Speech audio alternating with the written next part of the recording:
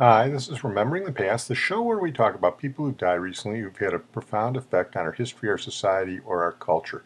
Tonight we're going to start out with Janet Reno, who died recently at the age of 78. She was the first female Attorney General in the United States. She was appointed by President Bill Clinton in 1993. You prove to the nation that you are a strong and an independent person who will give me your best legal judgment, whether or not it's what I want to hear.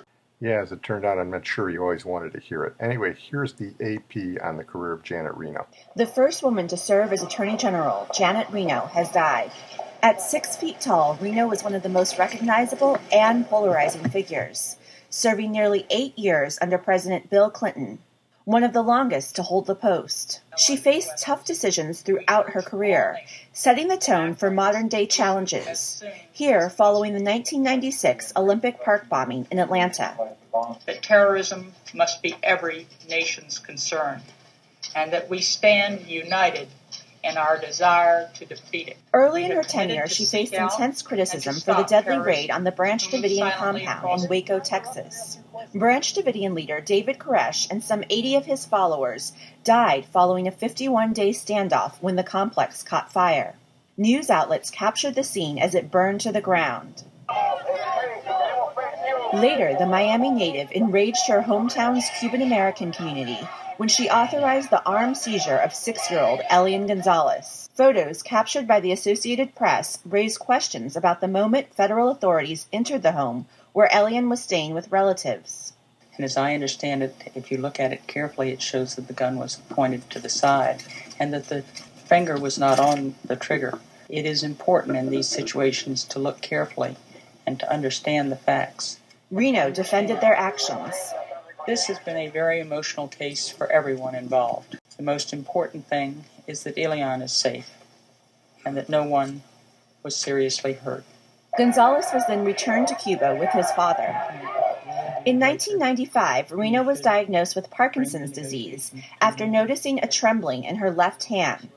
Well, my hand was shaking this summer, and I thought it would go away. I thought it was maybe you all picking on me. She announced the diagnosis during a weekly press conference and vowed that it would not hinder her job performance. And I intend to keep on doing it. After leaving Washington, Reno returned to her home state of Florida. In 2002, she made an unsuccessful bid for governor, losing in the Democratic primary. That would be her last foray into politics. In recent years, she served on the board of the Innocence Project, which works to free prisoners who can be exonerated through DNA testing. Padmananda Rama, The Associated Press. Well, I admit I might not have always been the biggest fan of Janet Reno, but she was forced to make a lot of tough calls, and she generally made them right, although the political theater around it generally didn't favor her, and I feel sort of bad for her for that. Well, I'm going to move on now to Kay Starr, who died recently at the age of 94. I feel bad for Kay Starr, too. She was a great singer in the 1950s. In fact, Adam Bernstein of the Washington Post calls her one of the underappreciated jazz singers of all time. Billie Holiday said she was the greatest white blues singer she ever heard, and yet she's known for novelty records, and the New York Times in her obit called her a hillbilly singer, which really indicates that somebody didn't know what they were talking about. She was born Catherine Laverne Starks in Oklahoma, and take a listen to this voice and you'll see what Billie Holiday was talking about.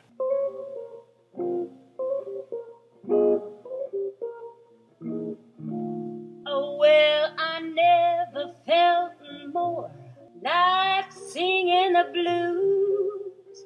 I never thought that I'd ever lose your love, dear.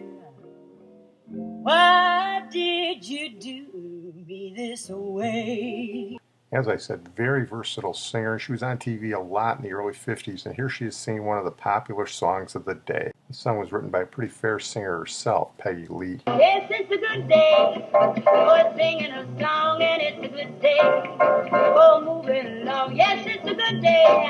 How can anything go wrong? It's a good day from morning till night. Yes, it's a good day for curing your ills, and it's a good day for paying your bills. So take a deep breath and throw away your bills. It's a good day from morning till night. Well, as I say, she sang blues and jazz, and yet she was also sort of a bridge between the big band singers of the 40s and rock and roll in the 50s.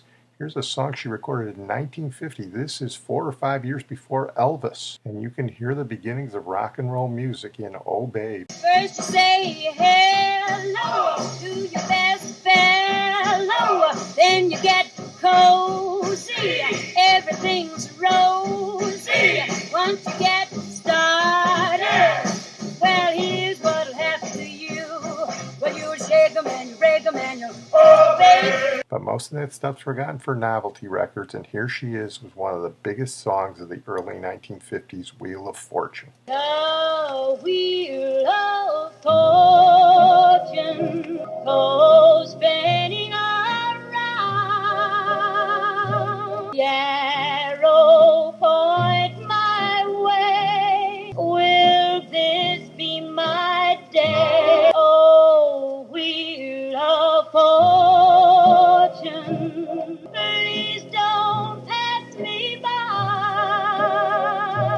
Indulge me for a minute because I can't hear that song without thinking of the Mickey Katz parody. Mickey Katz, great Yiddish musician who parodied all those songs in the 50s, father of Joel Grey, grandfather of Jennifer Grey, and his parody of Wheel of Fortune was Schlemiel of Fortune.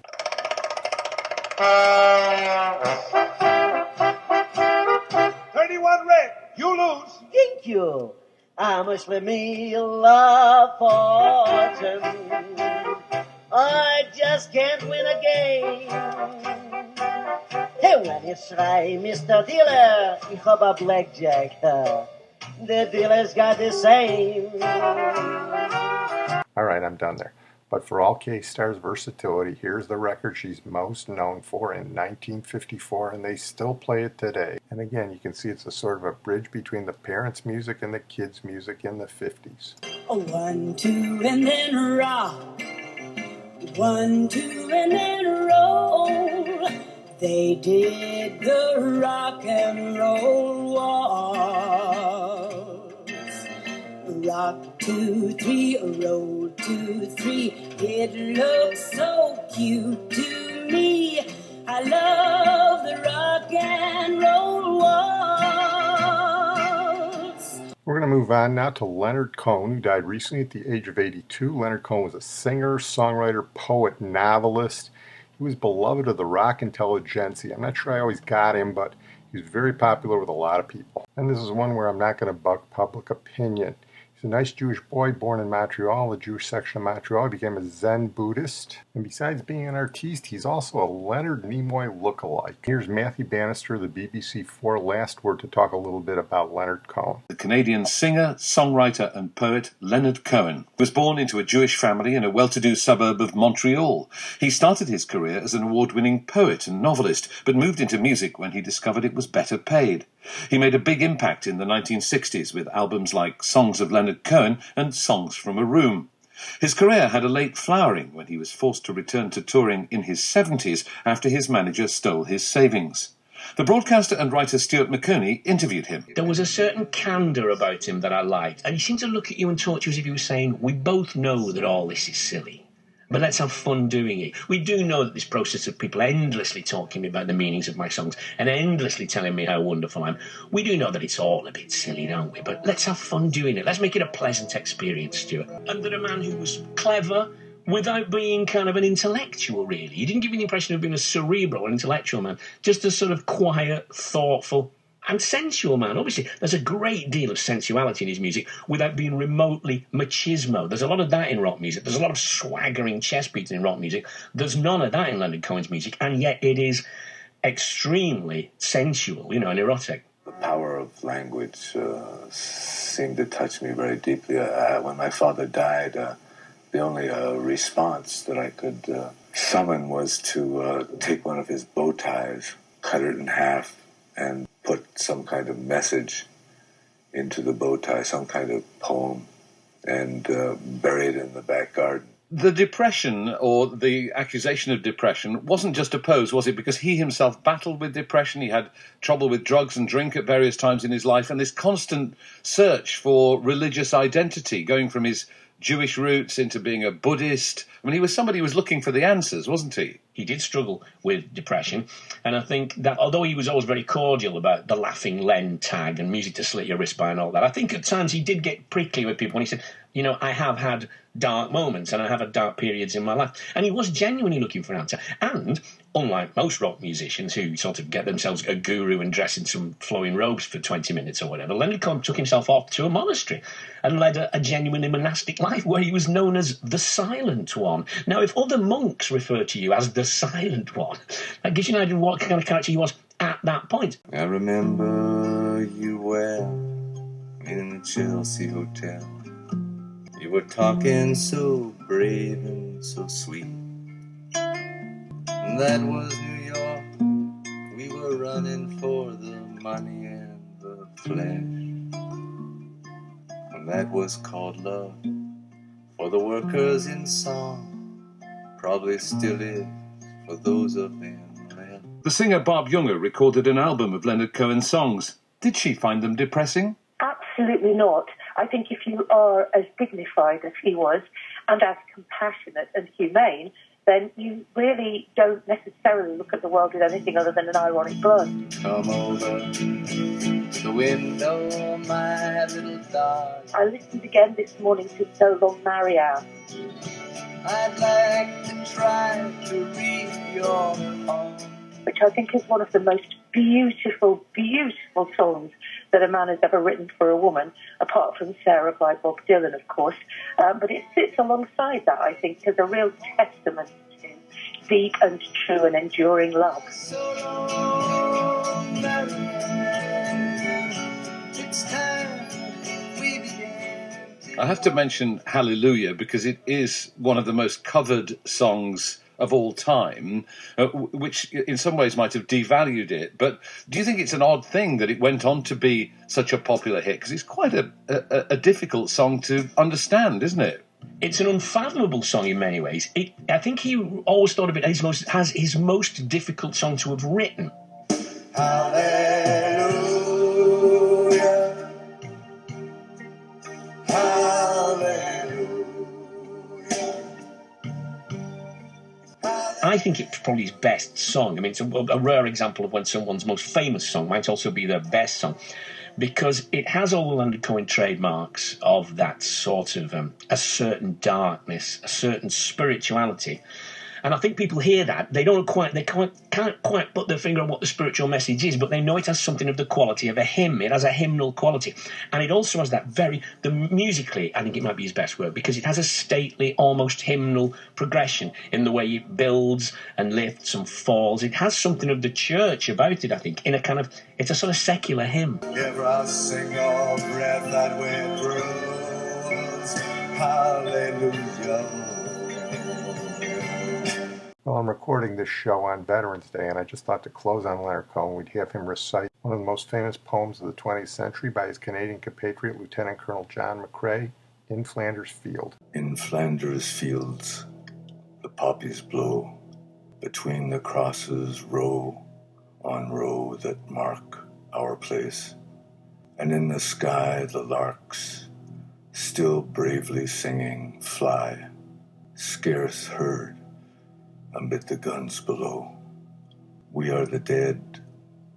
Short days ago we lived, felt dawn, saw sunset glow, loved, and were loved. And now we lie in Flanders fields. Take up our quarrel with the foe. To you from failing hands we throw the torch. Be yours to hold it high. If ye break faith with us who die, we shall not sleep, though poppies grow in Flanders fields. Well, I'm going to close on that note. I want to thank my producer and IT genius, Sid Tepps. I know the BBC said that Hallelujah was Leonard Cohen's greatest song, but they were wrong. His greatest song was Suzanne, especially sung by Judy Collins. And Judy Collins was one of the people who helped popularize Leonard Cohen. And we're going to close with it tonight. Suzanne takes you down to a place by the river. You can hear the boats go by. You can spend the night forever. and you know that she's half crazy. That's why you want to be there. And she feeds you tea and oranges